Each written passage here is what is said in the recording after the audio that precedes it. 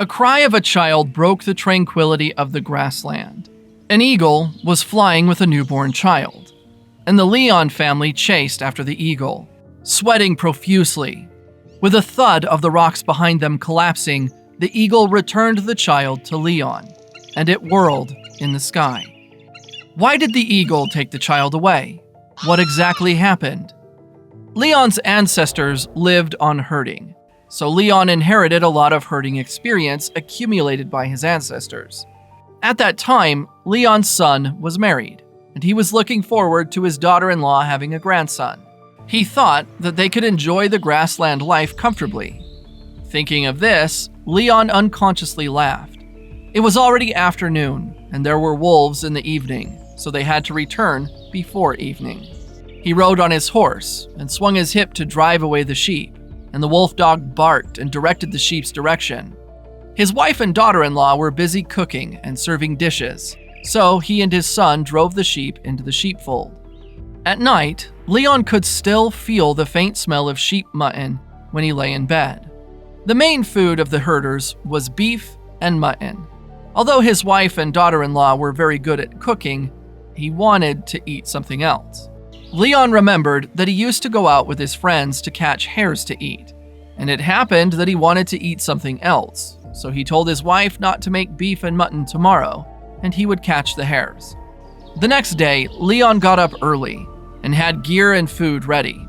Leon instructed the great wolf dog to keep an eye on the sheep and then tie the horse under a shady tree to unload it and let it rest. He took the rabbit catching equipment and some dry food and went to a low hillside not far away. At that time, the hares of the prairie appeared either in the early morning or in the evening.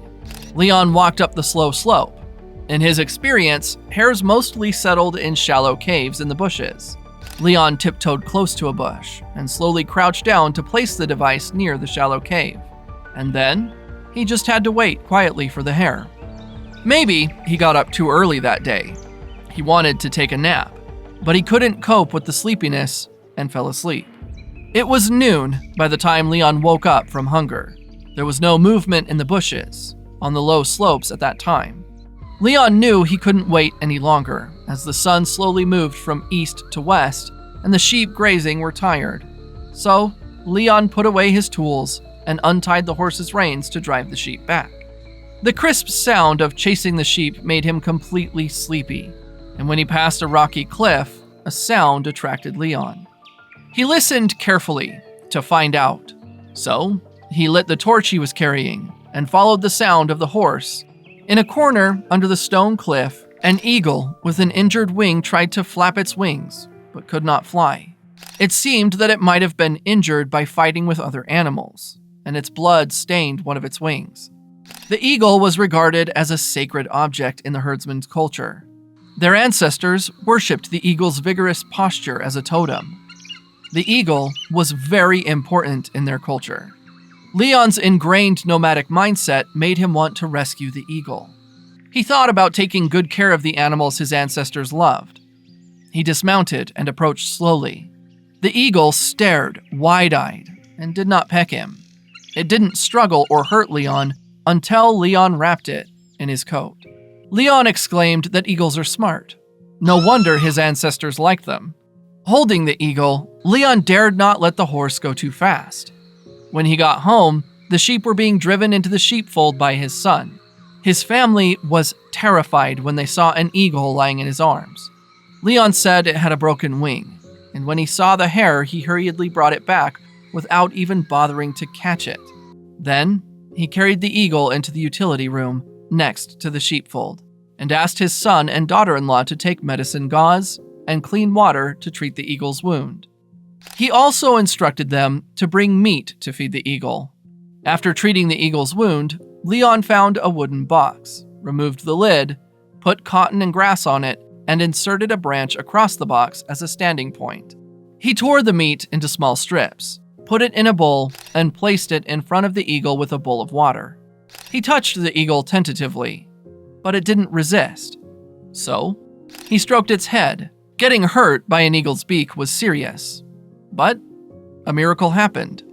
Not only did the eagle not hurt him, but it rubbed its head against the palm of his hand. He told the eagle to let it rest in peace, and they would come every day. As if the eagle understood, it lowered its head and began to eat meat. Leon discussed with the family to cure the eagle's wings and release it, but they needed to change the medicine and feed the eagle. They had no objection, so the eagle was treated at Leon's house with an injury.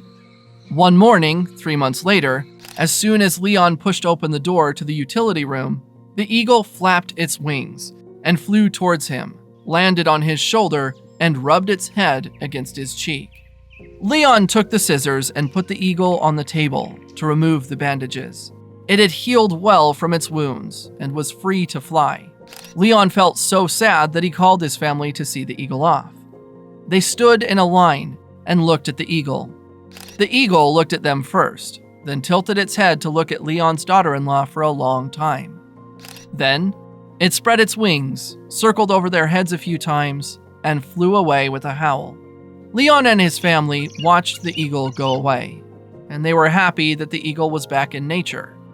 Even more unexpected was the fact that his daughter-in-law became pregnant a week after they sent the eagle away, much to the delight of the couple who had been expecting a grandchild. They cleaned the house many times in order to give their grandchildren the cleanest and most comfortable environment to grow up in.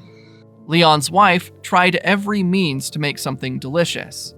The sound of an eagle made them suddenly quiet, and they all looked up to the sky, only to see 2 eagles hovering in the sky, one slightly larger and the other smaller. Presumably, they were a couple. Leon clearly saw that this was the eagle they had rescued earlier, and told his family that it had brought its mate to visit them. They lamented that the most ferocious eagle on the grassland would also remember its benefactor. They ended up flying to a cliff not far from Leon's house, where it seemed he wanted to make a home. After that, as long as Leon went out to herd sheep, an eagle would swoop down from the cliff and land on his shoulder to accompany him to herd the sheep. Whenever Leon went out to herd the sheep, he was pretty cocky. Sometimes Leon fell asleep under a tree, and the eagle flew back, bringing him hares, marmots, and other animals. This made Leon even more convinced that the eagle is a symbol of warriors and a gift from nature. He felt that his decision at the time was not wrong. 10 months later, Leon and his son waited anxiously outside the house.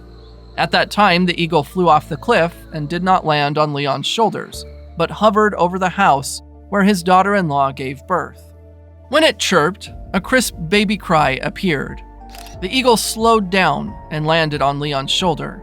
When Leon was about to take the eagle to see his grandson, the eagle flew up the cliff. Leon felt that the eagle wanted to be with its mate, so he didn't care about it. He went into the house and hugged his long-awaited grandson. On the day his grandson was a month old, there was a lively feast at Leon's house. Enthusiastic relatives congratulated Leon on his grandson. Joy filled Leon's home. There were many guests who came to visit at that time, and they all brought the most sincere wishes to his grandson. When an eagle chirped past, Leon knew it was the eagle. He was very familiar with its sound. The eagle brought a hare and placed it at Leon's feet, as if to bless him, and that's the congratulations it brings. Suddenly, the eagle jerked its neck and stared at the cliff, then flapped its wings to take off. It turned its head to see Leon's puzzled eyes, and after a tweet, it actually took Leon's grandson away. Leon froze in place. He couldn't believe that the eagle, who had been with him for so long, would actually take his grandson. He came to his senses and shouted loudly that the eagle had taken his grandson. All they saw was an eagle holding the child and flying farther and farther. The guests who came to congratulate them were shocked when they saw this scene. Not thinking too much, they chased the eagle in the direction it flew away for fear that the child would fall. After a long time, the eagle slowly slowed down, put the child on the grass, and hurriedly flew in the opposite direction. The Leon family hurried to check on the child. Fortunately, the child was not injured, just frightened. When Leon wondered, he saw that the cliff in the direction the eagle flew back to suddenly collapsed, and countless rocks rolled down, crushing his home into ruins. Everyone was shocked to see the sight. If they hadn't followed the eagle, they'd be dead. The eagle whirled in the sky, a fact that Leon discovered later. The Leon family was very moved to see this scene.